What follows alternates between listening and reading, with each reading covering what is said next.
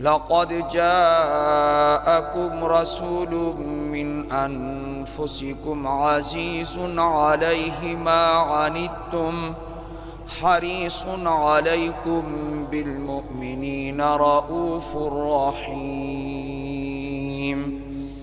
قال النبي صلى الله عليه وسلم أنا أنفسكم نسبا وصهرا وحسبا. صدق الله العظيم وصدق رسوله النبي الكريم. اللهم صل على محمد وعلى آل محمد كما صليت على إبراهيم وعلى آل إبراهيم إنك حميد مجيد. اللهم بارك على محمد وعلى آل محمد كما باركت على إبراهيم وعلى آل إبراهيم إنك حميد مجيد. حضور اکرم صلی اللہ علیہ وآلہ وسلم کی سیرت کو بیان کرنا اور سننا بشرطے کہ رسومات اور بدعات خرافات نہ ہوں تو یہ ایمان کی زیادتی کا سبب ہے. اس لیے سب سے پہلے ہم شروع کرتے ہیں حضرت صلی اللہ علیہ وآلہ وسلم کے نسب کے بارے میں، خاندان کے بارے میں. یاد رکھیں کہ انبیاء علیہم السلام کا نسب بڑا پاکیزہ نسب ہے. اس کے بارے میں ایک تو قرآن کریم کی آیت جو میں نے ابھی خطبے میں پڑھی ہے، سورہ توبہ کی آیت ہے، اور 11ویں پارے میں اللہ نے اس کو ذکر کیا ہے. سورہ توبہ کی سب سے آخری آیت سے پہلے والی آیت ہے. حضرت عبداللہ بن عباس صحابی رسول رضی اللہ تعالیٰ عنہ فرماتے ہیں کہ ایک دن آپ علیہ السلام نے ہمارے سامنے اس آیت کو پڑھا اور یوں پڑھا لَقَدْ جَاءَكُمْ رَسُولٌ مِّنْ أَنفُسِكُمْ. ہمارے پاس جو قرات ہے، قرات حفص، اس میں ہے من انفسکم، لیکن قرآن کریم 7 طریقے سے پڑھا جاتا ہے. 7 متواتر اس کی قراءات ہیں، اور سب کی سب قراءات ہمارے نبی علیہ السلام پر نازل ہوئی ہیں اللہ کی طرف سے. من انفسکم آپ نے پڑھا تو من انفسکم بھی آپ صلی اللہ علیہ وسلم نے پڑھا اور من انفسکم بھی آپ صلی اللہ علیہ وسلم نے پڑھا. تو قرآن کریم کو کتنے طریقے سے پڑھا جا سکتا ہے؟ 7 متواتر اس کی قراءات ہیں. یہاں قراءت بہت قلیل ہے، تو علم تجوید، علم قراءات عام نہیں ہے. اس لیے آج آپ حضرات کی خدمت میں یہ بھی عرض کر رہا ہوں کہ قرآن کریم کو 7 طریقے سے پڑھنے کی اجازت خود رب العالمین نے رحمت للعالمین کو عطا فرمائی ہے. اس لیے ایک طریقہ پڑھنے کا اس کا کیا ہے؟ لَقَدْ جَاءَكُمْ رَسُولٌ مِّنْ أَنفُسِكُمْ. اس طریقے سے پڑھیں تو اس کا ترجمہ یہ ہوگا البتہ تحقیق تمہارے پاس رسول آیا، عظیم الشان رسول، من انفسکم، تم ہی میں سے آئے. وہ رسول آئے اور تم ہی میں سے آئے. من انفسکم، اللہ نے ہمارے نبی کو مبعوث فرمایا تو انسانوں میں سے بھیجا، نہ فرشتوں میں سے ہیں نہ جنات میں سے ہیں، بلکہ اللہ نے جو بھیجا انسانوں میں سے بھیجا. یہ اس وقت مفہوم ہوگا جب ہم کیا پڑھیں گے؟ من انفسکم. اگر ہم اس کو پڑھیں جس طرح کہ اب میں ایک روایت عرض کر رہا ہوں، حضرت عبداللہ بن عباس رضی اللہ تعالیٰ عنہما فرماتے ہیں کہ ایک مرتبہ آپ علیہ السلام نے پڑھا لَقَدْ جَاءَكُمْ رَسُولٌ مِّنْ أَنفُسِكُمْ. اب معنی کیا ہوگا؟ مطلب کیا ہوگا؟ مطلب یہ ہوگا تمہارے پاس ایک رسول آیا، تمہارے خاندانوں میں سے سب سے اعلیٰ خاندان سے آیا، نفیس ترین خاندان سے آیا، اور اس پیغمبر کے خاندان کی مثال دنیا کے کسی بھی خاندان سے ہم نہیں دے سکتے. من انفاسکم، سب سے عمدہ خاندان سے آیا، نفیس ترین خاندان سے آیا. اور یہ پڑھنے کے بعد بالفتح، فتح پڑھنے کے بعد، زبر پڑھنے کے بعد، انفاسکم پڑھنے کے بعد اس کی تفسیر بھی نبی علیہ السلام نے خود ارشاد فرمائی. فرمایا انا انفاسکم، میں سب سے زیادہ نفیس ہوں، سب سے زیادہ اعلیٰ ہوں. کس چیز میں اعلیٰ ہوں؟ نسبا و صہرا و حسبا، نسب میں تم سب سے اعلیٰ ہوں. حضور علیہ السلام نے فرمایا نسب میں تم سب سے اعلیٰ ہوں. صہرن، میری رشتہ داری، سسرالی دامادی رشتہ داری، میرے سسرال، میرے داماد، فرمایا سب سے اعلیٰ سسرال، سب سے اعلیٰ داماد ہیں. وحسبا، خاندانی شرافت کے اعتبار سے میں تم سب سے اعلیٰ ہوں. حضور اکرم صلی اللہ علیہ وسلم نے تو 3 چیزوں کا ذکر کیا ہے، میں نسب میں بھی اعلیٰ، میں سسرالی اور دامادی رشتوں میں بھی سب سے اعلیٰ، اور شرافت خاندانی میں بھی سب سے اعلیٰ. تو میں اپنے دل سے کہتا ہوں، اور آپ کی آواز بھی یہی ہوگی کہ اے اللہ کے نبی، آپ نے تو 3 چیزوں میں فرمایا کہ میں 3 چیزوں میں تم سب سے اعلیٰ ہوں. میں تو کہتا ہوں آپ ہر چیز میں ہم سے اعلیٰ ہیں. ہمارا نبی ہم سے ہر چیز میں کیا ہے جی؟ اعلیٰ ہے. آپ کی تو جوتی مبارک بھی اعلیٰ ہے، آپ کا کرتا مبارک بھی اعلیٰ ہے، آپ کا تہ بند بھی اعلیٰ ہے، آپ کی ٹوپی بھی اعلیٰ ہے، آپ کا امامہ پگڑی بھی اعلیٰ ہے. اور ساتھ ہی اس حدیث میں یہ ارشاد فرمایا لیس فی آبائی من لدن آدم صفاہن کلنا نکاحن. آدم علیہ السلام سے لے کر مجھ محمد تک صلی اللہ علیہ وآلہ وسلم. کہاں سے لے کر جی؟ یہ نبی علیہ السلام نے جو فرمایا میں اسی کا ترجمہ کر رہا ہوں. لیسا فی آبائی من لدن آدم، آدم علیہ السلام سے لے کر مجھ تک حضور فرمایا صفاہن، کہیں بھی زنا نہیں ہے، کہیں بھی بدکاری نہیں ہے. کلنا نکاحن، میرے جتنے آباء و اجداد ہیں، باپ، دادا، پردادا، اوپر آدم علیہ السلام تک، اور جتنی بھی امہات اور جدات ہیں، دادیاں ہیں، نانیاں ہیں، حضور علیہ السلام نے فرمایا کلنا نکاح، سب میں نکاح ہے، کہیں بھی کوئی داغ اور دھبا نہیں ہے. اب سچ فرمایا نا. اور دنیا کے خاندانوں کو آپ دیکھ لیں، ایک گھرانہ بچا ہوا ہوگا، 2 بچے ہوئے ہوں گے، لیکن کہیں نہ کہیں جا کے داغ دھبا نظر آ جائے گا. میرے نبی کے نسب میں کوئی داغ دھبا نہیں ہے، سب کا سب پاکیزہ اور مصفہ اور مطہر نسب ہے. تو آج میں اپنے پاک نبی کے پاک نسب کا ذکر کر رہا ہوں. ابھی میں نے نام نہیں لیے، ابھی صرف نسب کے بارے میں گفتگو ہو رہی ہے.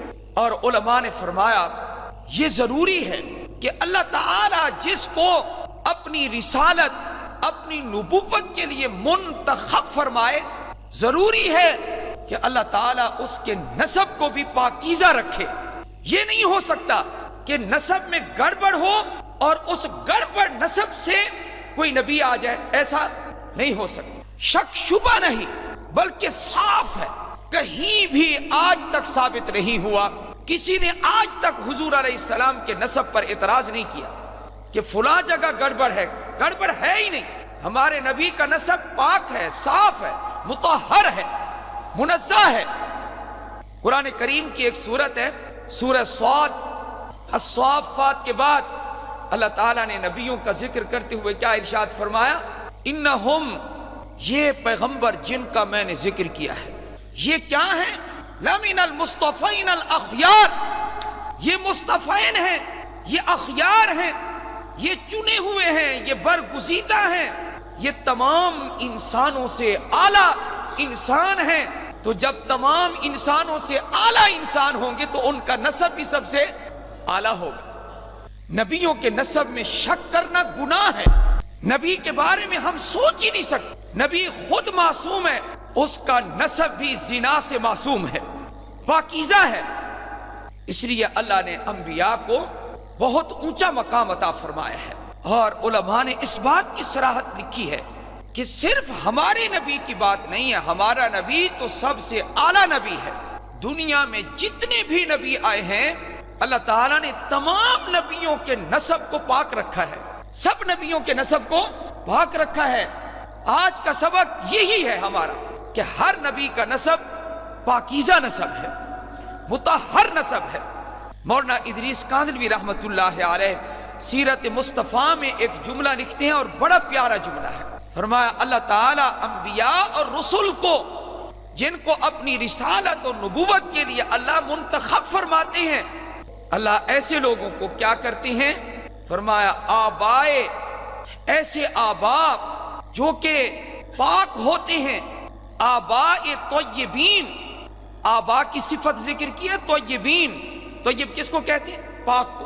آباء طیبین سے امہات طاہرات کے ارحام میں اللہ تعالیٰ منتقل فرماتے رہتے ہیں، یعنی ہر نبی کے نسب میں جو باپ ہوتا ہے وہ بھی پاک ہوتا ہے، جو ماں ہوتی ہے وہ بھی پاک ہوتی ہے، کہیں بھی کوئی غلطی کا نام و نشان ہی نہیں ہے۔ تو اللہ تعالیٰ انبیاء کو کس طرح منتقل فرماتے رہتے ہیں؟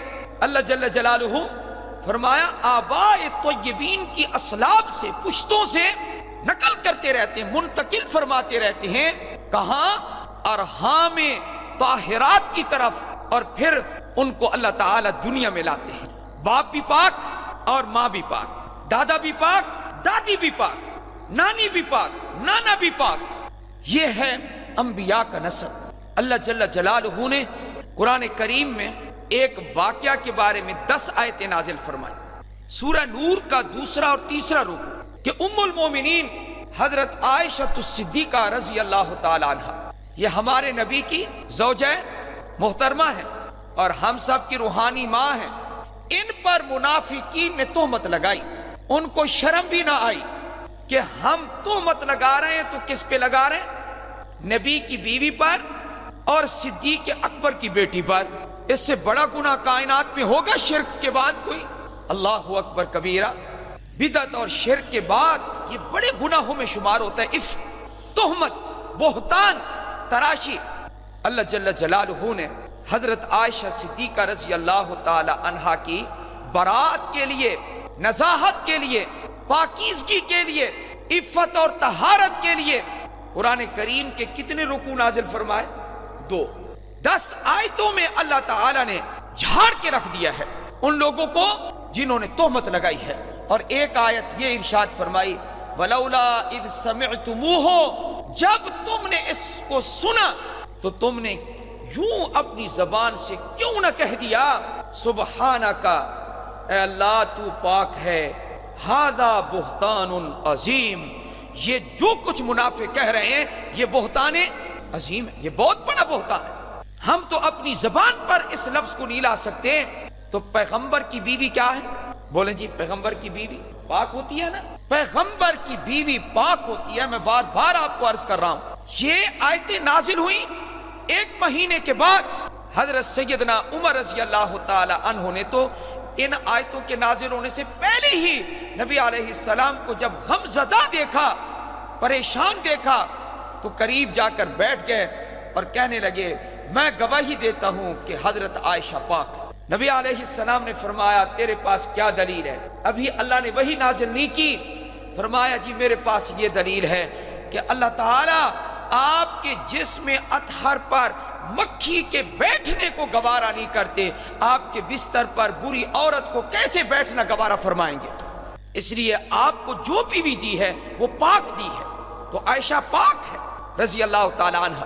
حضرت ابو ایوب انصاری رضی اللہ تعالیٰ عنہ گھر گئے، بیوی نے کہا یہ شور مچا ہوا ہے مدینے میں، لوگ کیا کہہ رہے ہیں؟ آپ نے سنا ہے کیا کہہ رہے ہیں لوگ؟ حضرت ابو ایوب انصاری کا ایمان سنے رضی اللہ تعالیٰ عنہ، کہتے ہیں تو یہ بتا لوگ جو کچھ کہہ رہے ہیں ایسا ویسا کام تو کر سکتی ہے؟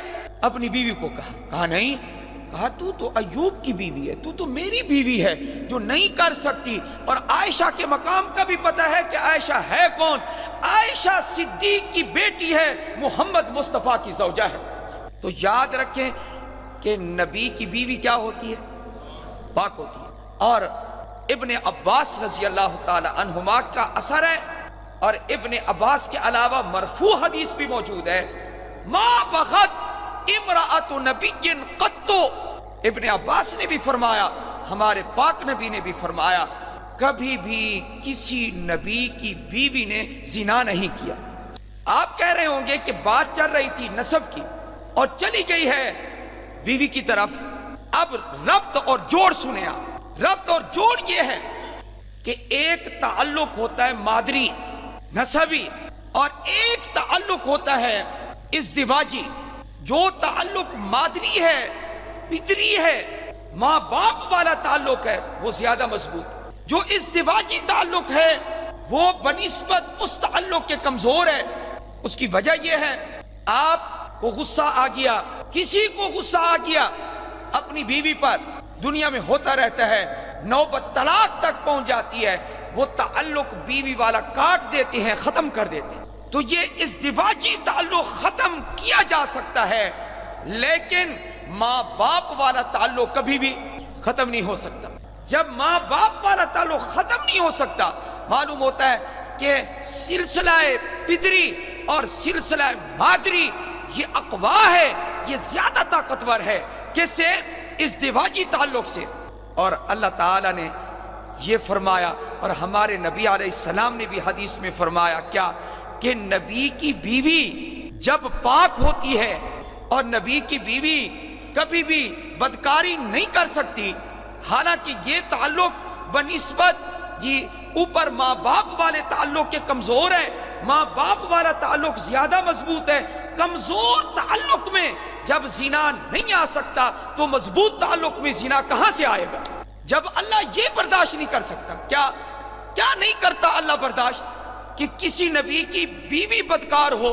ہر نبی کی بیوی پاک ہے، تو جب نبی کی بیوی پاک ہے تو نبی کی ماں بھی پاک ہے، نبی کا باپ بھی پاک ہے۔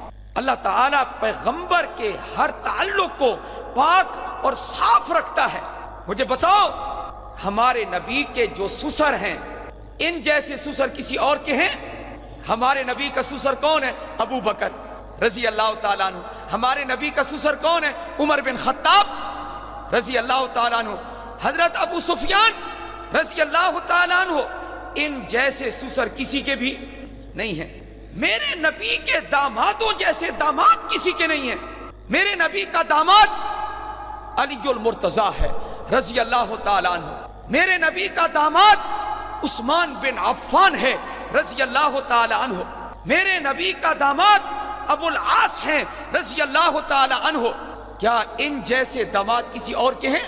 میرے نبی کے آبا جیسے آبا کسی کے نہیں، میرے نبی کی امہات جیسی امہات کسی کی نہیں، میرے نبی کے سسرال جیسے سسرال کسی کے نہیں، میرے نبی کے دامادوں جیسے داماد کسی کے نہیں، اور میرے نبی کے بیٹوں جیسے کسی کے بیٹے نہیں، میرے نبی کی بیٹیوں جیسی کسی کی بیٹیاں نہیں ہیں۔ یہ وہ سلسلہ ہے۔